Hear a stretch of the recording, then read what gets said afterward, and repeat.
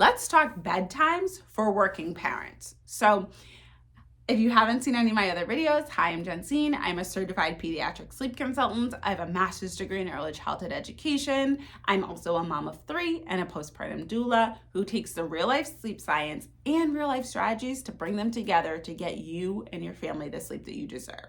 So today is going to be one of those days where we break down, like, here's the sleep science and what is its best practices to do for your child's sleep. But here's also real life, because sometimes we can't make that work and we feel like we either have to follow the sleep science that doesn't work for us and disrupt our lives, or do what we've always been doing, which also isn't working for us because we're not getting enough sleep. So here's how we mix the two together for this example around bedtime for working parents.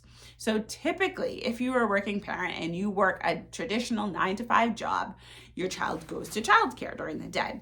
That means if you are at work until 5, then you would probably pick them up around 5:30. You're probably not getting home until about 6 p.m. And then it's said to put your child down for 7 p.m. But that's just not enough time. There's not enough time in the day to be able to get home, like be walking in your door at 6 and have your child laying into their crib at 7. You have dinner, you have baths, you have just like time to breathe and just hang out with your family and see your child because you haven't seen them all day. So we really want to think about how can we make this work for you in a way that's not going to feel rushed, that's not going to feel stressful, that's going to feel like everybody is getting what they need. They're getting that connection, you're getting that time, you're getting that space, you're getting that breath, but everyone is also still sleeping well, because that's a super important piece of it too that we do not want to overlook and we really want to focus in on. So the first thing is that we want to look at your child's wake up time. Ideally, if your child is under the age of 5, we still want to offer them the opportunity for a 12-hour night. So we want to look at their wake up time and then count 12 hours back to find out what would their ideal bedtime be. And if you're thinking, oh man, we don't have 12 hours, that's okay. I'm going to talk in a second about what to do. But first, stay with me. We're just going to talk about wake up time. So decide, what is the time that I need my child ideally to be up so that we can get ready, be fed, we can get ready, eat breakfast, get dressed, like do all of the things and still leave the house so we won't be late. So think about that time. Sometimes for some families, I work with a lot of teachers, that's early. That's like, we need to be leaving the house at 6:30. Some families, it's a little bit later. We don't need to be leaving the house until 8 because I don't have to be at work until 9 and work is right down the street. So really just stop and think, what is the time that I actually need them awake? And then count back 12 hours from there. Hopefully what you'll find is that you have a little bit of flexibility in there and that your child is able to go to bed around that time once you count the 12 hours back. However, if you aren't able to do that, then we have to do a little hack to still get them all of the sleep that they need, but maybe push that bedtime back as well. So is there the opportunity that we can add in some sleep during the day? If we're waking them from a nap, can we let them nap longer, knowing that bedtime is going to be pushed later than ideally we would want it to be? Is there a commute from childcare to home? Can we let them do a little car nap, a 15-minute car nap, so that pushing that bedtime back, they'll still be able to have a nice long awake window? Excuse me.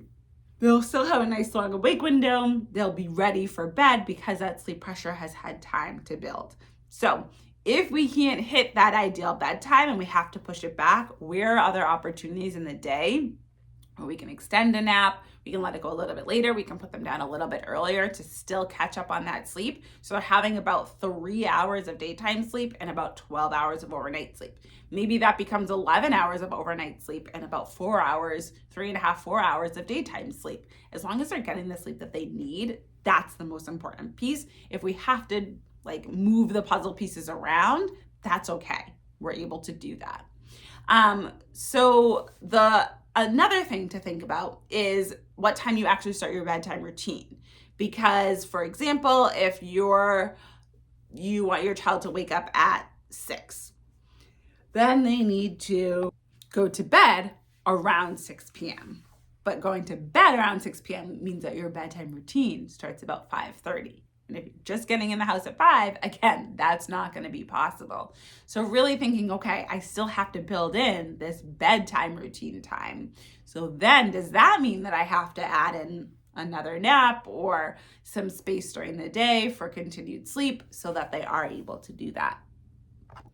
Because we want about 20 to 30 minutes for a bedtime routine. If it's any shorter than that, then it feels really rushed and your child is like, what is happening? I was playing and all of a sudden I'm in my crib and that was a whirlwind. I don't know what happened. If it's longer than that, then your child's going to say, oh, I thought we were going to bed and winding down, but I'm still awake and we're still kind of playing. So maybe it's not really bedtime. So we really want to try to keep it in that 20 to 30 window mark, but knowing that we have to take that into account to know we need to build that time in and still enjoy your evening. So if you feel like you haven't been able to find the right mix for your family, you're really struggling with this schedule and like, how do we individually make this work? Then I have my sleep reset. It's $37. It gives you one thing to focus on to move forward. So if it's your schedule that you're feeling like our child is waking up multiple times at night, I know they're not getting enough sleep during the day, but I'm not sure how to structure our day to make this work. If you're like, our schedule is actually fine, but they are waking up multiple times overnight and I can't figure out why, this is the piece for you. It's just a little starter. It's the little appetizer to say, okay, where am I, to have an expert point out, where am I going wrong? And what does my next step need to be? And again, it's $37, so it's less than a week's worth of coffee that you have to buy and drink because your child is waking up multiple times overnight. So this is a wonderful investment to get started to see exactly what's going on. Sometimes when you're in it, it's really hard to see the bigger picture. So to have a sleep expert take a like bird's eye view, look down and see, okay, this is actually the piece that's really holding them up. It's a game changer. So I'm going to link that below in the description. But if you have any more questions, of course, I always want you to put them in the comments because I love to chat with you and figure out exactly what's going on with your sleep and how we can best solve it. So go down to the description, grab that if you are struggling to be able to find a schedule or figure out why your child isn't sleeping well, and I will see you in my next video.